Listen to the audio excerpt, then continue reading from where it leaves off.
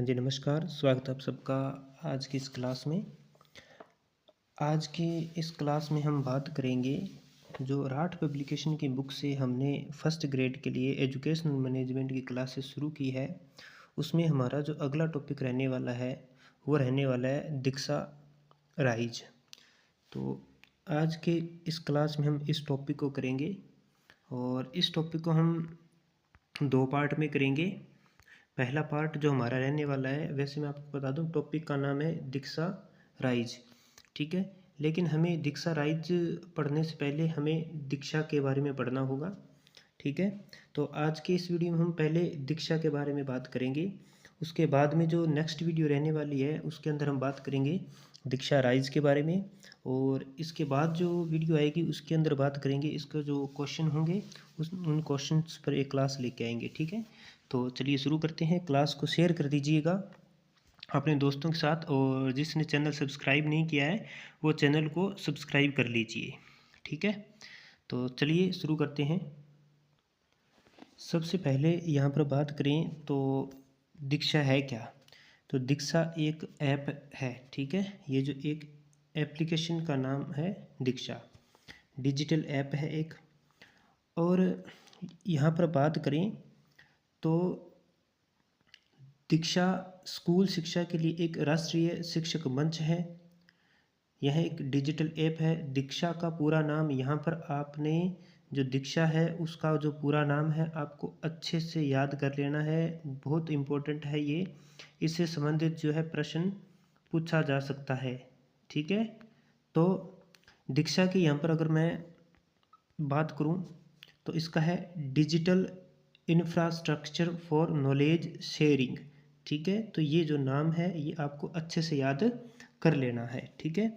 इसके बाद में बात करें, दीक्षा राष्ट्रीय शिक्षा अनुसंधान और प्रशिक्षण परिषद NCERT व मानव संसाधन विकास मंत्रालय की एक पहल है।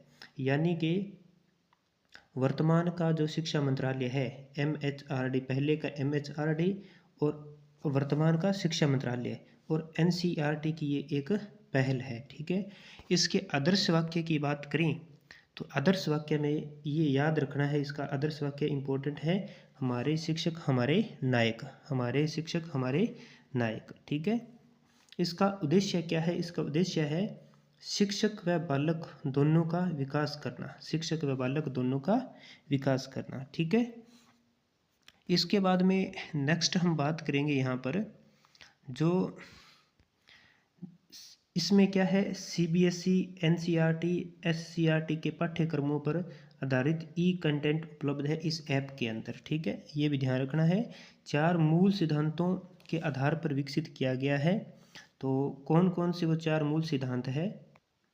तो पहला है ओपन आर्किटेक्चर, सेकंड है ओपन एक्सेस, थर्ड है ओपन लाइसेंसिंग विविधता, और फोर्थ है पसंद और स्वायत्तता, ठीक है। ये 4 पॉइंट आपने यहाँ पर ध्यान रखनी है, ठीक है। ये जो क्लास है एक हिसाब से ये समझ लीजिएगा ये नोट्स मेकिंग है, ठीक है। इसमें मैं आपको इम्पोर्टेंट बातें बताऊँगा, ठीक है, और उनको आपको अंडरलाइन करवाता जाऊँगा, और साथ में कुछ एक्स्ट्रा चीज़ें भी बताई जाएंगी, ठीक है। अगर इस ऐप के लॉन्चिंग की बात करें तो 5 सितंबर 2017, ये दिनांक आपने याद रखनी है, 5 सितंबर 2017, ठीक है।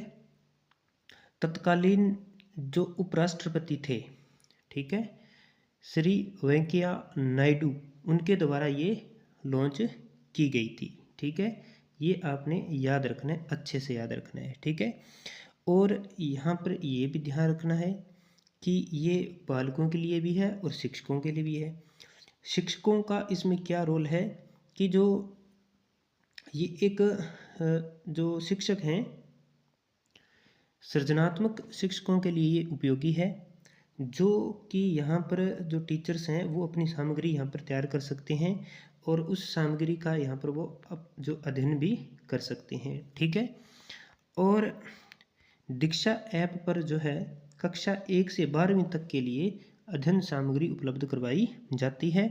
और ये भी ध्यान रखना, ये जो अध्ययन सामग्री है, विषय सामग्री है, वो दिशा एप्लीकेशन के माध्यम से ये एक तो शिक्षकों के लिए और जो स्टूडेंट्स हैं उनके लिए, ठीक है। शिक्षक और शिक्षार्थियों के लिए 36 भाषाओं में जो है, 36 भाषाओं में, ये भी ध्यान रखना आपने, 36 भाषाओं में उपलब्ध करवाई जाती है, ठीक है। ये आपने ध्यान में रखना है। इसके बाद में हम बात करें, अब तक 35 राज्यों और केंद्र शासित प्रदेशों के साथ साथ CBSE, NCERT और करोड़ों शिक्षार्थियों और शिक्षकों द्वारा इसे अपनाया गया है, ठीक है। इसके बाद में नेक्स्ट हम बात करें तो दीक्षा ओपन सोर्स टेक्नोलॉजी पर बनी है। दीक्षा को सनबर्ड नामक MIT लाइसेंस प्राप्त ओपन सोर्स तकनीक का उपयोग करके बनाया गया है। यहाँ पर अगर मैं बात करूँ, जो दीक्षा ऐप है, ठीक है, दीक्षा जो ऐप है, दीक्षा ऐप की अगर मैं निर्माण की बात करूं तो वो ओपन सोर्स तकनीक के आधार पर किया गया है, ठीक है। जिसे क्या कहा जाता है, जिसे सनबर्ड कहा जाता है। क्या कहा जाता है? सनबर्ड कहा जाता है। ओपन सोर्स तकनीक के आधार पर इसका निर्माण किया गया है, जिसे क्या कहा जाता है? सनबर्ड कहा जाता है, ठीक है। अब इसमें आपने एक बात और ध्यान रखनी है, इसमें आपने ये बात ध्यान रखनी है कि दीक्षा के अंतर्गत शिक्षकों के प्रशिक्षण के लिए 16 अक्टूबर, कब? 16 अक्टूबर 2020, 16 अक्टूबर 2020 से एक कार्यक्रम चलाया गया था। उस कार्यक्रम का नाम था निष्ठा। क्या नाम था उसका? निष्ठा, ठीक है। ये आपने ध्यान रखना है, उस कार्यक्रम का नाम था निष्ठा। ये डेट भी ध्यान रखनी है आपने, और निष्ठा की फुल फॉर्म भी आपने याद रखनी है। N से हो जाएगा नेशनल, I से हो जाएगा initiative for school hands and teachers holistic advancement, ठीक है। तो ये आपने इसकी फुल फॉर्म भी अच्छे से याद रखनी है, ठीक है। तो ये आज के वीडियो में हमने सिर्फ और सिर्फ बात की है दीक्षा के बारे में, ठीक है। एक बार फिर से थोड़ा रिपीट कर लेते हैं।